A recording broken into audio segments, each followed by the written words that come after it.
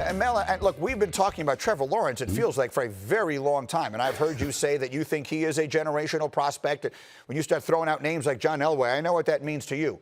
How close, in your mind, right now, at this stage of the evaluation, are Lawrence and Fields?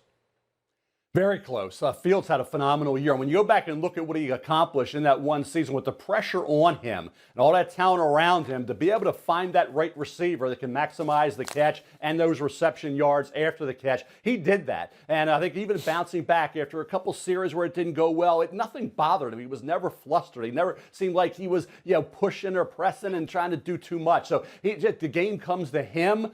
He's relaxed out there. He gives you that dual threat ability. This will be his second year as a full-time starter. He gets two really good receivers back, and Garrett Wilson will be a sophomore, and the leader of that group, which is Chris Olave. The offensive line should be really good. He's got Master T coming in for J.K. Dobbins. We'll see how he performs. Dobbins was a fierce running back, so he won't have some of the pieces around him this year that he did last year, Greeny, but Justin Fields will be right there with Trevor Lawrence after all said and done. See, so this is so interesting to me. So I want to go back 2 years.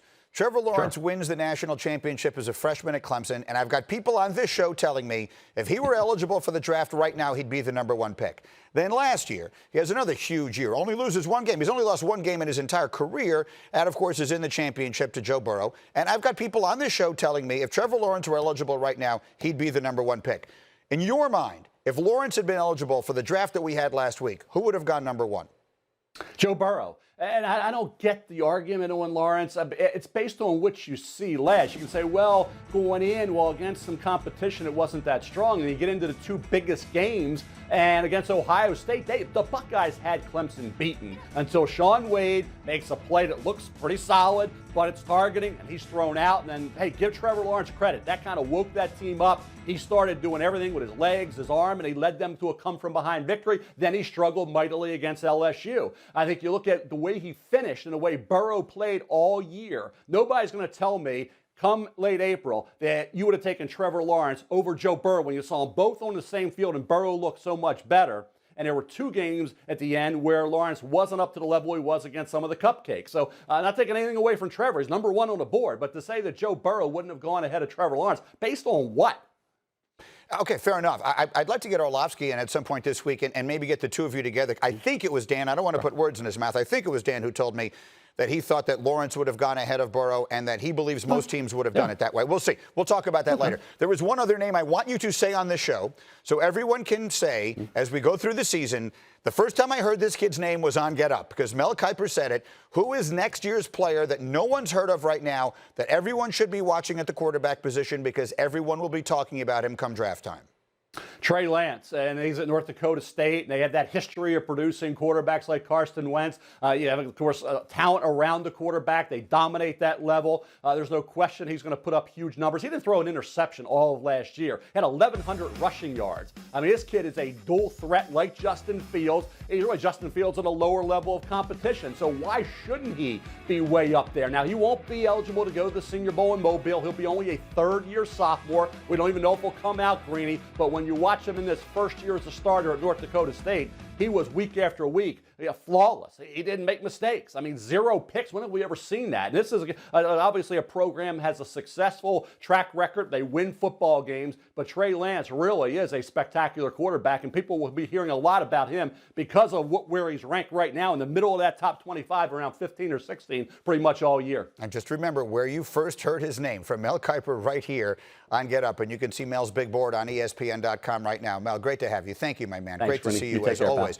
All right, I have Mike Tannenbaum and Dominic Foxworth with me this morning. Let's go back to the two quarterbacks we figure, Mike, to be right at the very top. Let's just do the evaluation. Start with Lawrence. As you're evaluating Trevor Lawrence, tell me about him.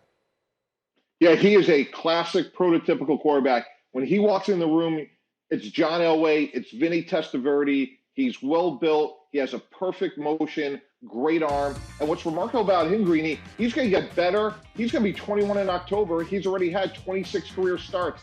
He's had one real bad game, as Mel alluded to, against LSU, which, let's face it, that LSU defense made some other quarterbacks look bad.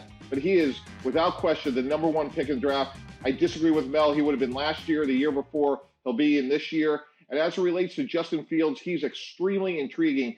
I was at Ohio State's practice last summer. He comes by me in warmups. I think I'm looking at Cam Newton. The only thing going through my mind is Jacob Fromm, the starting quarterback of Georgia. That guy must be Superman. And what does Justin Fields do in his first year? He throws 41 touchdown passes in the Big Ten. That's almost impossible to do. So taking nothing away from Trevor Lawrence, in any other year, we may be talking about Justin Fields as the first pick in the draft. So it should be a fun college football season, and both these guys should be franchise-level quarterbacks. Okay, let's get you and Mel back tomorrow. 'Cause I was about to sidetrack everything here, but it's kind of complicated during a pandemic when everyone is in different places to try and do that. But I would like to hear you and Mel and maybe Dan talking about whether Lawrence would have been #1 last year or not. In the meantime, Neek, this seems to happen all the time. Right? There was a phrase once called tanking for Teddy. That was Teddy Bridgewater. Right. When it all came down, he wound up being drafted at the very end of the first round. Teams were tanking for Sam Darnold. It was, stink for Sam, which is, I'm cleaning that up a little bit. He didn't even wind up being the first quarterback taken his year. Why do things like that seem to happen? Yeah, because I think that once you get away from the games, it's easy to evaluate, to look at a game and say, oh, this team won, this quarterback must be better, or this player must be better. Once you get further away from the games, there's so many other things that coaches and GMs and talent evaluators look at, from everything from height to weight, the hand size, to their numbers on, or their times on particular drills. And those things carry a lot of weight in different buildings.